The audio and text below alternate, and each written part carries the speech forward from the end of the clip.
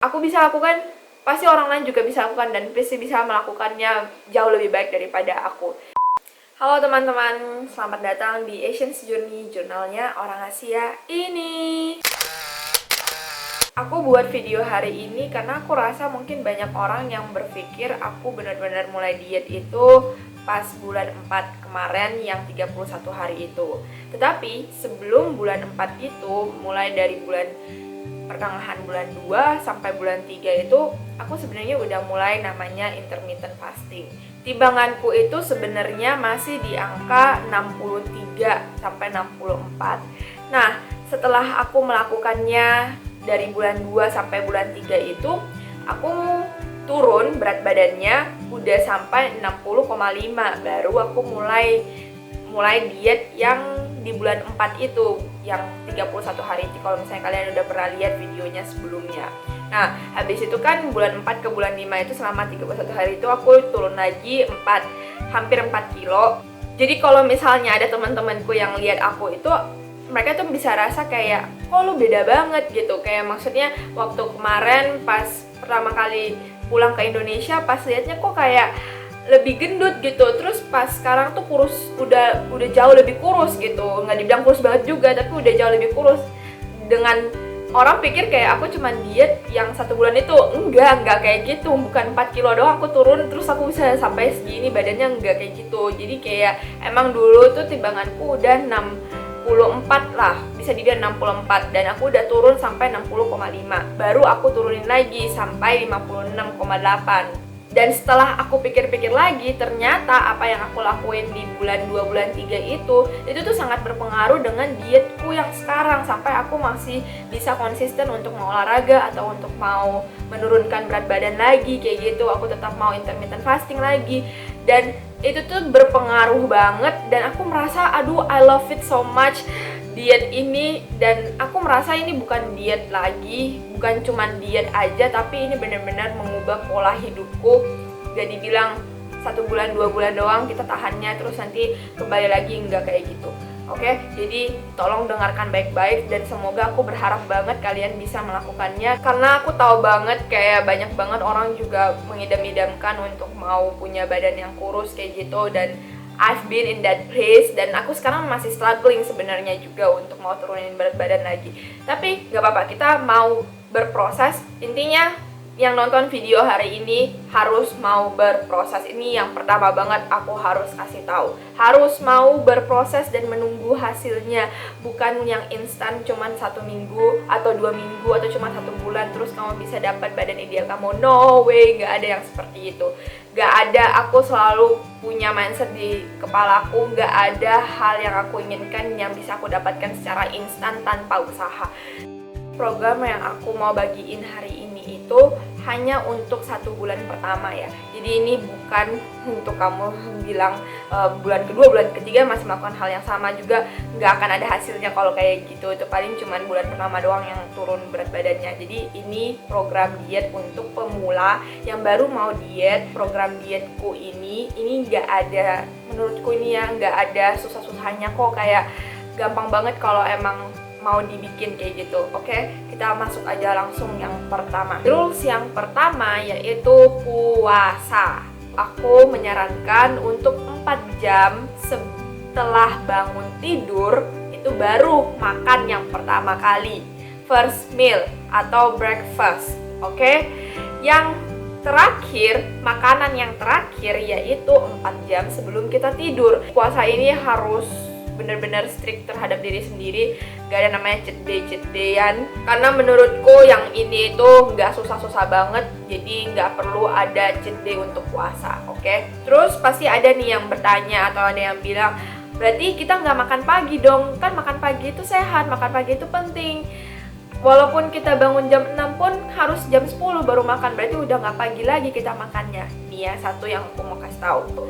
Aku mau patahkan satu teori ini, yaitu teori yang bilang makan pagi itu adalah makanan yang paling penting di 1 hari itu. Menurutku makan pagi itu nggak membuat kita jauh lebih sehat dibanding orang yang nggak makan pagi. Karena yang membuat kita sehat itu yaitu nutrisi dari makanannya, bukan kayak karena kita makan pagi hari atau makan siang hari terus kita jauh lebih sehat daripada orang-orang yang nggak makan pagi hari. Nggak kayak gitu kayaknya, oke? Dan mengenai breakfast, kita harus benar-benar mengetahui arti kata breakfast. Orang selalu mengartikan breakfast itu adalah makan pagi. Ya kalau di Indonesia kan emang makan pagi, jadi orang pikirnya makan pagi hari gitu. Tapi sebenarnya kalau misalnya kamu cari di Google atau di Oxford Dictionary, di mana-mana dictionary yang mana-mana, breakfast itu artinya adalah the first meal you eat after your fasting. Oke? Jadi makanan pertama yang kamu makan setelah puasa, yaitu setelah mungkin kita tidur berapa jam, puasa berapa jam, itu kita makan pertama. Namanya juga breakfast. Jadi break the fast. Itu bukan dibilang atau artinya breakfast itu makanan yang harus dimakan di pagi hari kayak gitu. Itu bukan kayak gitu pengertiannya breakfast. Breakfast itu break the fasting. Jadi makanan pertama yang kita makan setelah kita fasting, mau itu jam berapapun, itu sama aja. Makanan pertama yang kamu makan itu setelah kamu puasa itu namanya breakfast. Jadi nggak ditentukan dia makan pagi atau bukan makan pagi. Mau makan di jam 12, mau makan di jam 1, namanya juga tetap breakfast. Oke? Semoga kalian bisa memahami apa arti dari breakfast ini sendiri. Oke? Aku berharap semoga nggak ada lagi yang mengatakan kayak makan pagi itu penting. I don't think so. Breakfast itu penting, yes, breakfast itu penting, tapi bukan berarti breakfast harus dimakan di pagi hari. Jadi aku saranin makanan pertama itu makan buah. Nah setelah itu kalian bisa makan apa aja kalian mau makan warteg, kayak mau makan apa terserah. Tapi intinya kamu harus stop makan sebelum 4 jam sebelum kamu tidur. Dan makanan yang terakhir kamu makan yaitu buah juga. Apalagi kalau misalnya sekarang corona kayak gini, banyak banget orang-orang yang tidur mungkin di atas jam 12, jam 2, jam 3 kayak gitu. Bisa dibilang aku nggak saranin untuk kamu makan di atas jam 7 malam. Oke, walaupun kamu mau tidur jam berapapun, aku nggak saranin untuk makan di atas jam 7 karena tetap aja it's harmful for your body. Dan itu adalah konsekuensi berarti. Terus kalau misalnya udah mungkin kalian nonton sampai di sini, kalian udah mikir wah enak gitu, gak usah hitung kalori, terus makan bebas aja kayak gitu, yang penting puasa. Tetap aja ketika kita mau mencapai sesuatu pasti harus ada yang dikorbankan atau harus ada usaha yang lebih sedikit. Nah, makanya daripada itu aku akan memberikan challenge, 2 challenge ini yang aku akan bagi per 2 minggu. Jadi ini adalah rules number 2, yaitu melakukan challenge ini. Yang tadi yang pertama yaitu puasa, yang kedua challenge ini, oke? Yang pertama, challenge pertama yaitu minggu pertama sampai minggu kedua yang kalian harus lakukan di minggu pertama dan minggu kedua. Challenge-nya yaitu untuk tidak makan gorengan dan tidak minum minuman manis atau bubble tea, milk tea, apa tea gitu. No way, nggak ada sama sekali, itu bener-bener di-cut. Dan juga minuman bersoda juga di-cut, semuanya nggak ada boleh minum di minggu pertama dan minggu kedua ini. Gorengan yang pertama, yang kedua yaitu minuman manis. Ini benar-benar strict banget, nggak boleh. Nggak ada namanya cheat day, nggak boleh. Intinya 2 minggu itu 2 minggu doang kok, kayak kamu tuh udah makan dan minum itu tuh selama bertahun-tahun. Why? Kenapa 2 minggu aja nggak bisa gitu kalau nggak minum atau nggak makan itu?